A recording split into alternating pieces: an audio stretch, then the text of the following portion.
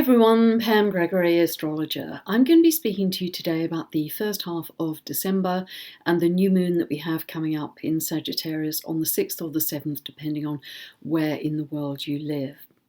Now, we're going through quite an important transition phase of endings and beginnings, and this is really coming from three main astrological aspects. The first is Uranus square to the nodal axis. The nodal axis is our collective future evolution. When Uranus is squaring that, it can offer us opportunities for leaps and jumps, quantum jumps in our evolution, but it can also bring in disruptions and sudden surprises that we weren't expecting. So it's very much about our collective evolution. Pluto, transiting Pluto, is crossing the ecliptic. It takes some time to do that. It last did it in 1930. It won't do it again for another 161 years. So that's a very important transformational shift. And again, it suggests accelerated evolution for us. The third thing I mentioned in the last video, which is for the next 5 full moons, they are all happening at 0 degrees of their signs. And then in April, the full moon we have then is at 29 degrees of the sign. So 0 degrees and 29 degrees of signs are known as the critical degrees, very much a sense of endings and beginnings. And for instance, one of the things we anticipated to be shifting rapidly now was geopolitical alliances. I've written about this a great deal because wherever we have Saturn-Pluto aspects, historically they have represented shifts in geopolitics. And Saturn is coming together with Pluto in Capricorn. The conjunction doesn't happen until January 2020, but we're already feeling that. We're seeing it in the zeitgeist, and that is our next big astrological horizon, if you like. And just looking at the last couple of weeks, there's been an increasing shift of the US away from Europe. Brexit is a very big and obvious example. And with this emphasis in Capricorn, Saturn, Pluto, and now the South Node too, the nodes have shifted into Cancer Capricorn, there's this sense of borders, territory, protecting what you have, and that may be personal as well as national. So that's the sense of it. So that geopolitical alliances are shifting very, very rapidly from what they've been over the last tens of years, and a very long-term stable situation. So we're seeing big shifts there, rapid shifts there. Environmentally, we're very aware that things are changing very quickly. We had a lot of terrible fires from May to September right across the world, in Athens and in California. We had them in several areas of the world because Uranus was in Aries square to Uranus was in Taurus at that point, square to Mars. So there's a kind of Mars-Martian signature, which is, and when it comes together with Uranus, it's very eruptive and connected to fire. Now, although that square has moved on as of September, Uranus has retrograded into Aries, and Aries is ruled by Mars. Aries is primal fire. So Uranus retrograded back into Aries again on the 6th of November. Jupiter moved into its own sign of Sagittarius on the 8th of November. And Sagittarius is also a fire sign. It's uncontained, it's mutable. It can't be contained in any way. It's very divergent energy. So this is when that week, the week of the 6th, the 8th of November, that's when those tragic and terrible fires happened in California, and there's just been so much destruction across the state. So really, really dreadful to see, really an absolute environmental tragedy. So we're going to see some big things happening. And things happening very quickly. That's Uranus. It's always connected to speed. It'll stay in Aries until March next year, and then move into Taurus until 2026. And again, that symbolism, and I've spoken about this a great deal as well, is very connected to sudden and extreme earth changes that could be volcanic or environmental, etc. So we've got a little way to go, and we must love our earth. That is one of the really, really big things we have to do over the coming years. We have to love our earth, because our earth is having quite a hard time with pollution of various kinds. We also have another important aspect happening again until the spring of 2019. This is an aspect between Uranus and Neptune. It's a semi-square. Now, this was running for a lot of 2018, and this can have several manifestations depending on the level of consciousness that we're experiencing. On the one hand, it can express quite a low level of Uranus representing outward turbulence and chaos. I think many of us frankly feel that at the moment. And subsequently we feel quite lost and confused. That's the Neptune side. But we also have the potential to express it at a higher level. Than if we can reach higher vibration, that's Uranus representing the superconscious, the higher octave of Mercury, we can achieve a sense of bliss, peace, and calm. That's Neptune. Now, this aspect becomes exact on the 15th of December, and other ways this could manifest. And I wrote in my last book about we could see new technology, new innovations that can, that can allow us to achieve that state of bliss via some kind of program or device. It's also very connected to healing, Neptune, by using vibration or frequency, Uranus. And I just read a few days ago that surgeons are now finding that they can cure Alzheimer's, or at least reverse Alzheimer's, by using ultrasound, by using frequency, using vibration. So if that becomes a public offering, that is something really sensational. But for us personally, with so much happening in the world outwardly, wherever you are in the world, I think there's a lot going on right now. The solution is really to keep our frequency high. And I often say this, that our power lies in controlling our frequency, being able to detach from whatever's happening outside, even though it could be very, very turbulent indeed or very extreme, and having a default place that you can go to. So very quickly, whether it's candle gazing, whether it's breathing in and out through your heart, whether it's another form of breath work, whatever your spiritual practice is, and try and make this a daily spiritual practice to keep your frequency high on a day-to-day basis, because it's very easy for this to slip when we're dealing with a lot of things day to day. But that inward focus is so vital for us to become masters of our destiny and masters of our frequency. Turn your inner radio dial, do that every day, and make very deliberate attempts. Carve out time, that's your meditation time, that's your going inwards time, to make sure that you do that for yourself, because we can do that for free ourselves. We don't need anyone else to do it for us wherever we are. So really big message at this time.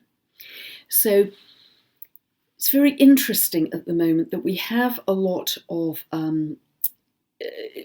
potentially quite, as I said, chaotic eruptive energy, partly because of that transiting Neptune square the nodal axis. And that square, although it was exact on the 6th of November, is going to continue through till March.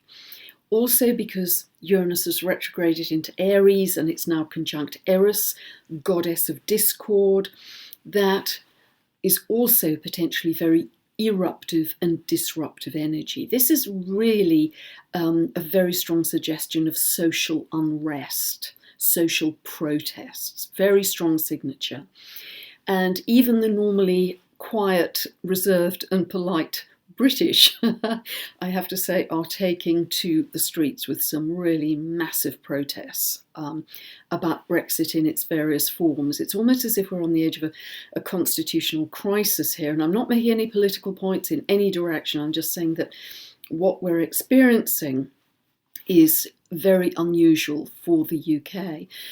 I mentioned back in the autumn equinox that Uranus was by astrocartography running straight through London, and that could represent a political earthquake, and that has to manifest within 3 months. And here we are, very much manifesting the political earthquakes. I've written more about what that means really in my newsletter, which comes out at the end of each month. But yes, a lot going on here. But we're not the only country. The social unrest and protests happening in many forms, and it's really because we have this sense of strong Capricorn energy. We have Saturn, we have Pluto, we have the South Node in Capricorn, all about strong authoritarian governments, very often with increased control, increased social controls, hence the eruption, if you like, of social protests against that, for a greater desire for freedom, for equality, and to be heard. So it's very interesting how the planetary energies are operating in different directions.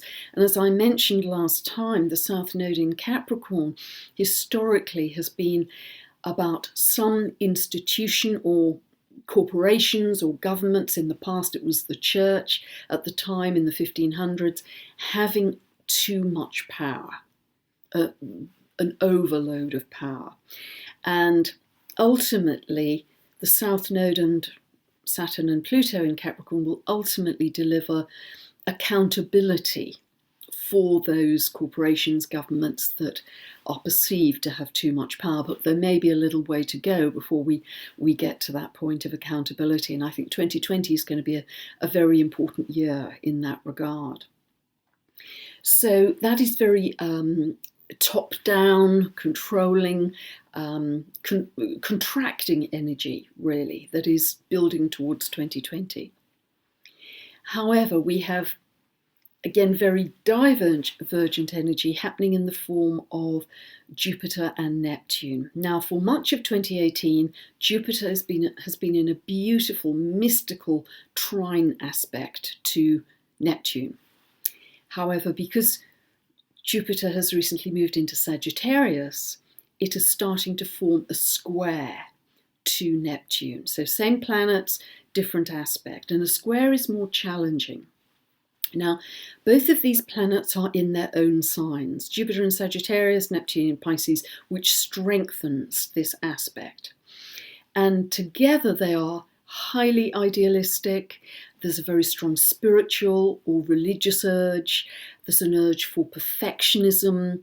There's an urge for finding a better world, really, which is really beautiful and wonderful. But it tends to lack discrimination. And I mentioned this last time, we're going to have this aspect for much of 2019, on and off. So it can lead to dogmatism, particularly around religious issues or spiritual issues. It can lead to extremism. It can lead to some issues around freedom of religion too. So just be very careful in any mentor or spiritual leader that you're choosing to follow. Be very, very clear that they are speaking truth, because it's easy for things to become a little distorted with this aspect. So that is very divergent energy. Now, other aspects of this, it may encourage you to want to travel, or certainly be in nature, get back to the wild, get back to almost primitive nature, and really connect and be devotional with nature. I mean, it's really beautiful in that respect. These aspects, Jupiter in Sagittarius and Neptune in Pisces, it can make you quite future-oriented and see bigger and better possibilities for yourself and the world and for others. It can make you want more meaning in your life. So see where these early degrees of Sagittarius particularly are falling. We're going to talk about the new moon in Sagittarius in a moment. because where they fall is where you may want to achieve more meaning in your life. Early degrees of Sagittarius, where do they fall in your chart? So that is very divergent, idealistic energy, when at the same time we have this more contracting, controlling Capricorn energy, and the two are going to kind of run together. So we're going to see greater social controls, maybe more religious controls, maybe more control around freedom of the press, whereas Jupiter and Neptune will want to go the other way, and Uranus and Eris in the background in Aries will be creating quite a lot of noise as well. So as we move into the 6th and 7th of December, we have the new moon. The new moon is happening at 15 degrees and 2 minutes of Sagittarius. It's happening on the 6th of December at 11:20 p.m. Pacific, and it's happening the next day, the 7th, at 7:20 a.m. UK time. So, and that's the day also that Mercury turns retrograde at 27 degrees of Scorpio. Now, this is a beautiful new moon. New moons are always new beginnings, so see where 15 of Sagittarius falls in your chart and be clear to set a new intention. This is planting a new seed for what you want to manifest in the coming months. So be very clear on and it's conditioned, your intention that you set is conditioned by the house area where 15 of Sagittarius falls for you. Won't fall in the same place for everybody. If you don't know what I'm talking about, check out this link above, take you to my store. You can download a free birth chart from my website, get a 2-part video series. We'll explain all of this, and it answers the "what does this mean for me" question that I get asked many times every day. If you're asking what does this mean for me, those tutorial videos will help you to find your own answer for every update I ever do. So this is a wonderful new moon. Jupiter is conjunct the Sun and the Moon. Now, it is widely conjunct. It's about 9 degrees, but it's just about allowable, particularly because the Sun and Moon are in the same sign as Jupiter. It's not out of sign. So all in Sagittarius, this is enthusiasm, this is feeling expansive and exuberant and optimistic and upbeat. I mean, this is great party energy. If you are celebrating festivities at this time of year, this is classic party energy. People with very strong Sagittarius in their chart tend to have the best time, stay the longest, sometimes drink the most. Really, it's uncontained, but it's very, very positive and upbeat. And again, this encourages a desire to travel inwardly, to connect to subjects of higher consciousness, metaphysics, the interconnectedness of the universe, and more meaning in your life. And is that meaning for you going to come via your contact with nature? Are you going to feel really a strong bond, a strong connection with nature? It's very interesting at this new moon. Venus in Scorpio is conjunct Ceres, which is literally love of the earth, love of Mother Earth. And that's what we've got to start to do a great deal more, to protect our home, protect the planet we live on. So a really wonderful time at this full moon. Despite the parties, despite the exuberance, there's another aspect which shouldn't go unmentioned, which is the Sun and Moon are in tight square to Mars and Neptune. Mars and Neptune are both at 13 degrees of Pisces, so in a very, very tight conjunction. They are squaring the Sun and Moon in Sagittarius. Now, this is a really lovely aspect because this is about compassion. This is, again, quite devotional. It's putting energy into the spiritual or into the compassionate. So you may want to, at this time, if you're celebrating Christmas, for instance, to remember the underprivileged, to remember the underdogs of life, to remember people who, through environmental disasters, are suffering. They've lost their homes, they've lost everything. So really, really remember amongst the party time, remember that this is a great time to go and help people who are less well off than you, and there are many of them. Whatever situation you're in, there are going to be people who are struggling even more. So to do something charitable, to do something philanthropic, to do something compassionate, a wonderful, wonderful aspect to encourage us to do that. So I hope you enjoy this new moon in Sagittarius. The energies are very strong. We're running into some very powerful long-term trends now that are setting us up for 2020. If you'd like more information about my books, my very long monthly newsletter where I go to more detail about some of the things I can only touch on here, you can subscribe on any page on my website. My tutorial videos, just go to the products page of my website. There's a lot going on. And in the meantime, enjoy this wonderful new moon at 15 of Sagittarius, and thank you so much for listening. Bye for now.